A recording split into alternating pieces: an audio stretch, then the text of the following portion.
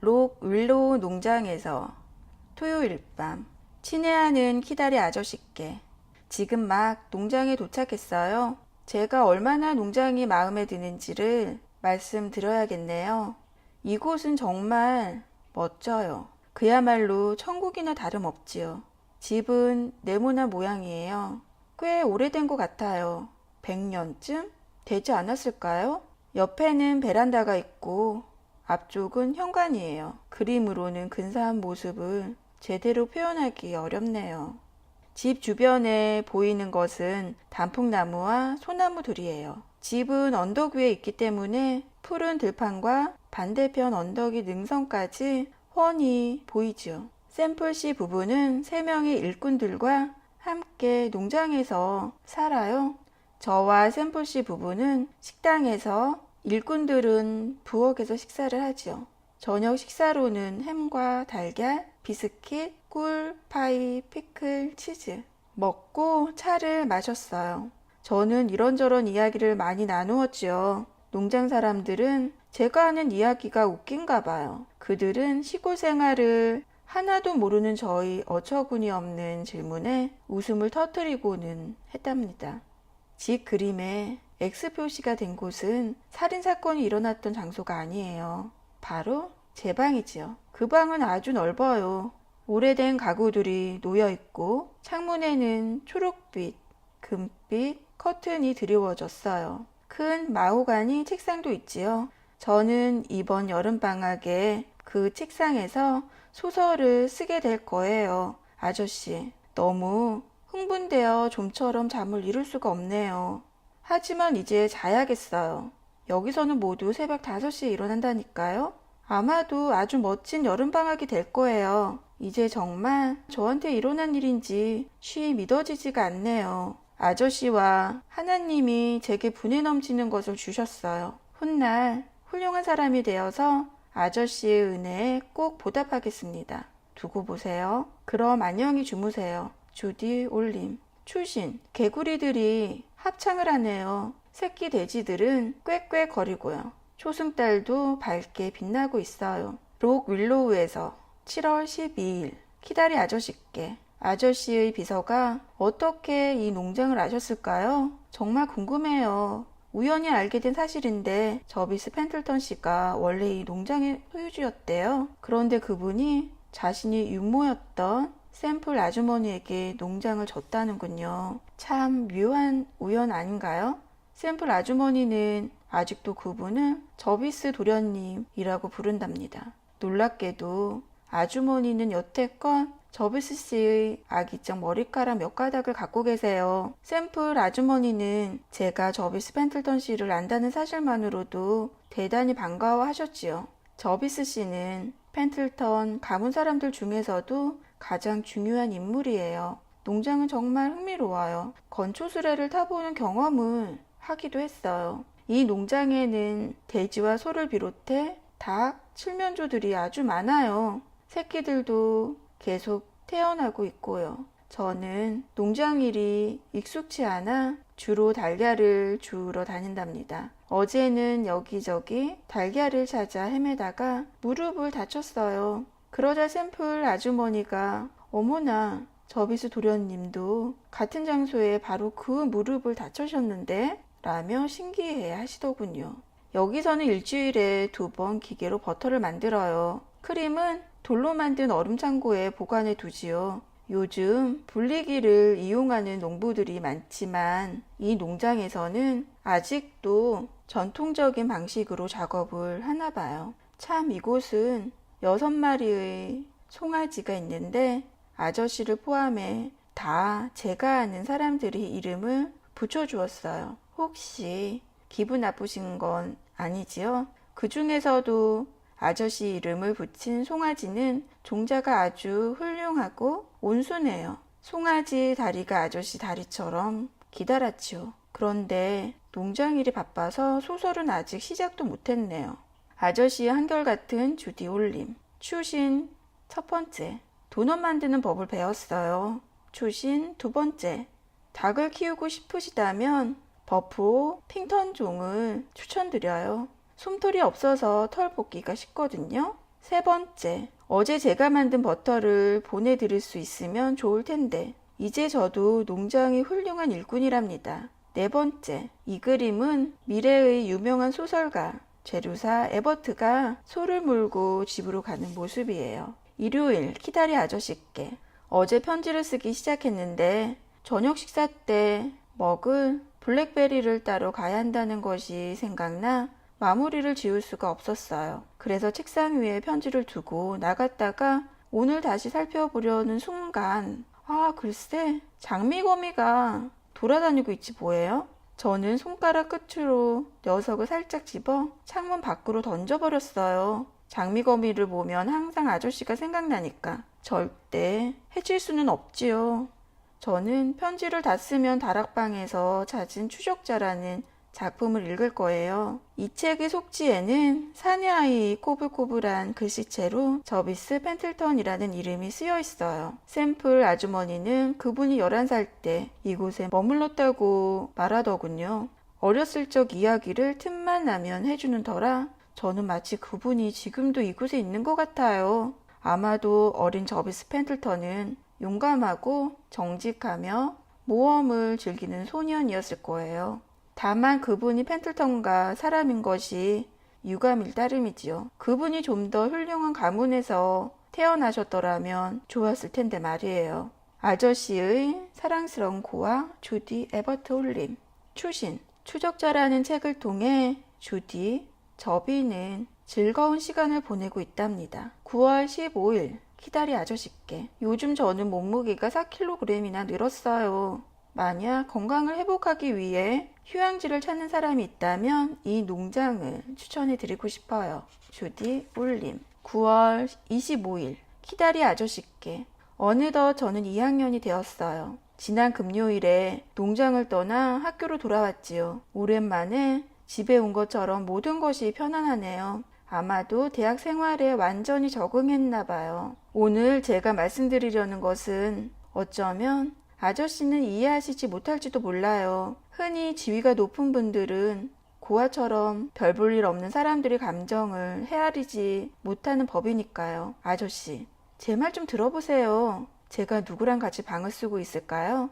새 학기에는 줄리아 펜틀턴과 셀리 맥브리아드가 저와 함께 방을 쓰게 됐어요. 그런 사실이 믿겨지세요? 우리가 같이 생활하게 된 공간은 공부방 하나와 작은 침실 3개가 있답니다. 저는 지난 봄에 셀리와 함께 방을 쓰기로 약속했어요. 그런데 줄리아도 셀리와 같은 방을 쓰기로 했다지 뭐예요? 그런 까닭에 결국 이렇게 셋이 방을 나눠 쓰게 되었지요. 고아원 출신이 제루사 에버트와 펜틀턴 가문 사람이 한 방을 쓰게 되다니요. 우리나라는 진정한 민주 국가가 맞나 봐요. 그건 그렇고 셀리는 곧 학년 대표 선거에 출마할 예정이에요.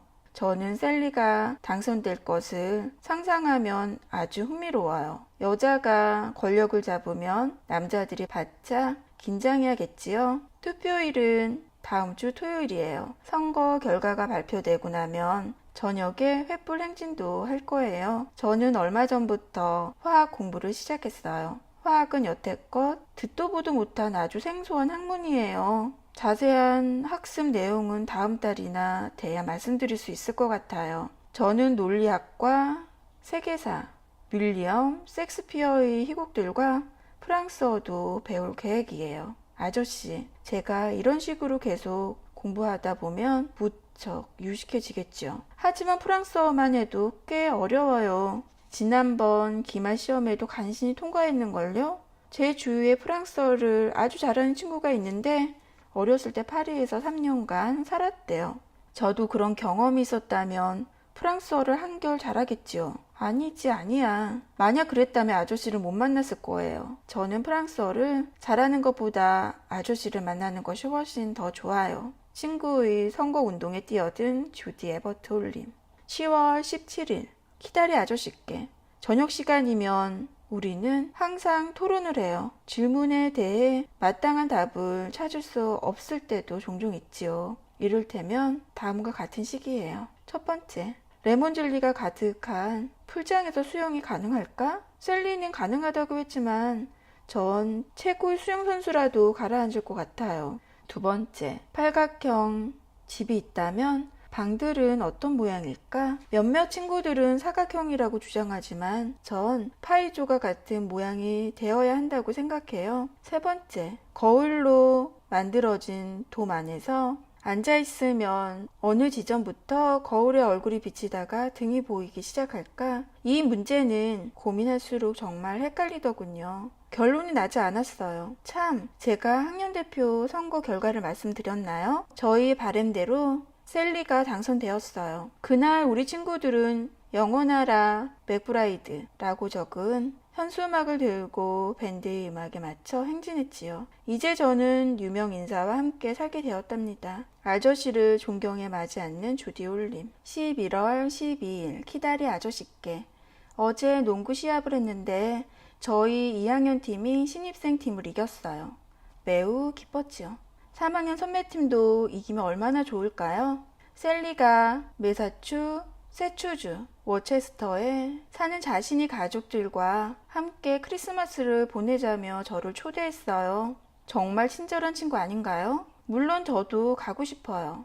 지난 여름방학 때 농장에서 지낸 걸 빼면 화목한 가족들과 어울려 본 적이 없으니까요. 셀리는 할머니를 비롯해 부모님, 형제들, 그리고 고양이와 함께 산다더군요. 그야말로 완벽한 가정이지요. 저는 그 집에 갈 생각만 해도 흥분돼요. 오늘 저녁에 저는 연극 리허설을 해야 한답니다. 추수감사절에 선보일 연극에서 왕자 역할을 맡았거든요. 정말이지 재미있는 연극이에요.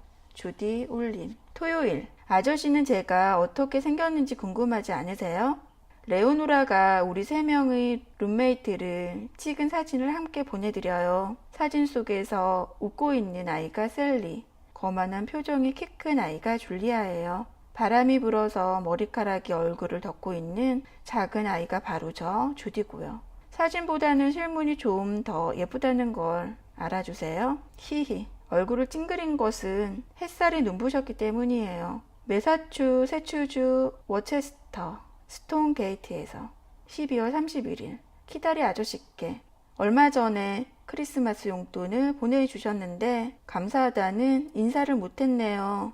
죄송해요 아저씨. 저는 아저씨가 주신 용돈으로 새 드레스를 장만했어요. 올해 저희 크리스마스 선물은 키다리 아저씨께서 주신 거예요. 저는 이곳에서 셀리와 환상적인 방학을 보내고 있어요. 셀리는 제가 고아원에 있을 때 부러움과 호기심 어린 눈으로 바라보았던 바로 그런 집에서 살고 있었어요. 제가 그처럼 행복한 집에서 함께 지내고 있다니 모든 일이 꿈만 같지요. 셀리네 집은 오래된 벽돌 집인데 저는 이 방 저 방 분주히 돌아다니며 가구 따위를 정신없이 구경하곤 해요. 어디서나 가정적이고 편안한 분위기가 느껴지지요. 이 집은 아이들이 자라기에 아주 좋아 보여요. 술래잡기 할 때 숨을 만한 곳들이 많고 팝콘 만들 수 있는 벽난로가 있으며 반질반질한 나무 계단을 올라가면 다락방도 있지요. 아이들에게 맛있는 요리를 해줄 친절한 요리사가 일하는 햇살 가득한 넓은 부엌도 있고요. 그야말로 아이들에게는 완벽한 집이에요. 저는 셀리 집에서 지내며 아이가 갖고 싶어졌어요. 가정이 이렇게 좋은 것이라고는 미처 상상하지 못했지요. 셀리에게는 부모님과 할머니를 비롯해 남동생과 3살짜리 막내 여동생이 있어요. 어디 그뿐인가요? 플린스턴 대학교 3학년인 잘생긴 오빠도 있더라고요. 셀리 오빠 이름은 짐이에요. 식사 시간에 셀리 가족들과 식탁에 둘러앉아 이야기를 나누다 보면 정말 즐거워요. 모두가 활짝 웃으며 행복해하지요. 제가 셀리 집에 온 뒤 정말 많은 일들이 있었어요. 한 번은 셀리의 아버지가 공장에서 주최하신 크리스마스 파티에도 갔지요. 그것은 공장 노동자들이 아이들을 위한 파티였어요.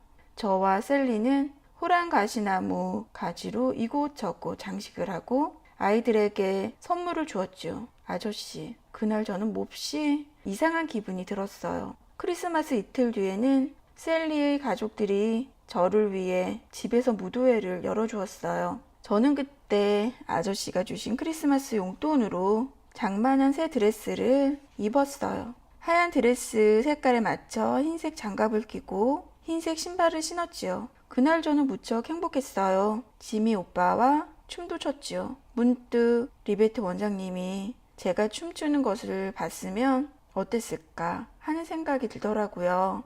다음에 아저씨께서 고아원에 가시면 무도회에 대해 원장님께 말씀드려주세요. 아저씨의 변함없는 조디 에버트 홀림. 초신. 제가 유명한 작가가 되지 않고 평범한 여자로 살게 된다면 아저씨께서 실망하실까요? 토요일 오후 6시 30분 키다리 아저씨께. 오전에 어찌나 비가 많이 오는지 밖에 나갈 수 없었어요. 오후에는 줄리아의 삼촌 저비스 펜들턴 씨가 다시 학교에 찾아와 커다란 박스에 든 초콜릿을 선물하셨지요. 줄리아와 같은 방을 쓰니까 좋은 점도 있기는 하네요. 우리는 함께 치즈 샌드위치를 먹었어요. 저비스 씨는 배가 고팠는지 4개나 드시더라고요. 저는 그분께 윌로우 농장에서 보낸 여름방학에 대해 말씀드렸어요. 샘플 부부와 동물들에 대해 이런저런 이야기를 나누었지요. 저비스 씨는 문득 어린 시절 좋아했던 그로버라고 불리는 말을 기억해내셨어요. 그 말은 이제 너무 늙어서 걷는 것조차 힘겨 보였어요. 저비스 씨는 샘플 부부가 여전히 노란색 단지에 도넛을 보관하는지도 물으셨어요. 저는 그렇다고 말씀드렸지요. 제가 얼떨결에 그분을 저비 도련님이라고 불렀는데 별로 신경 쓰시는 눈치는 아니었어요. 저비스 씨는 우리와 함께 있는 것을 즐거워하셨고 이전과 다름없이 매우 친절하셨지요. 줄리아는 그처럼 다정한 저비스 씨가 좀처럼 자신이 곁을 내주지 않는 분이라고 말하더군요. 하지만 그건 줄리아가 뭘 모르고 하는 소리예요. 다른 사람들의 행동은 자신이 어떻게 하느냐에 따라 달라지는 법이지요. 저는 요즘 러시아 화가 일대기를 읽어요. 그녀는 천재였지만 항상 불행했지요. 그 책을 읽고 나서 저는 결코 천재가 되고 싶지 않아졌어요. 비가 다시 쏟아지고 있어요. 이러다가 교회까지 헤엄쳐서 가야겠는걸요? 아저씨의 한결같은 조디 올림.